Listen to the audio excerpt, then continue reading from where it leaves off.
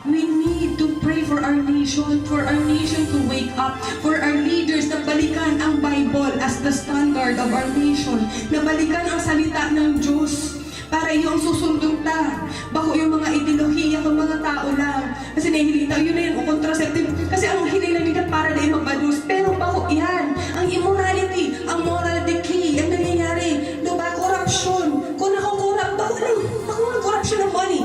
Corrupted ang kaluluwa. You know what I mean? And then the people, ano po ang mga tao, maugma sa pag-ibong sala? Ang tao po, nauugma sa pag-ibong sala, pero, araabante, grabing kamunduan po ang nararanasan ng tao. Bakit? Kasi nawawalay ang tao sa Diyos sa pag-ibong pasalan. Kaya nga po nag-ibong paagi ang Diyos ta. Para ba kung kita dyan mamuhay sa kagalanan o yung eternal separation from God. Kaya kung baga matatagason ang mga payo ng mga tao, pinag-adalan na kang prayer meeting, naging matatagas ang payo ng mga Israelita.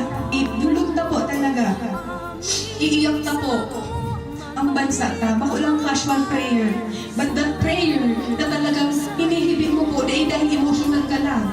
Pero dahil ka-satisfy sa nangyayari sa bansa, dahil nakumulgan ka, dahil namamatian mo ang puso ng Diyos Ama mo, na nag-grieve, na naghihibig din po dahil sa nangyayari, sinasabi ka mga aking niya. Ama siya. Dahil siya nauugma sa nangyayari sa buhay ng aking niya, na namumuhay sa kasalan.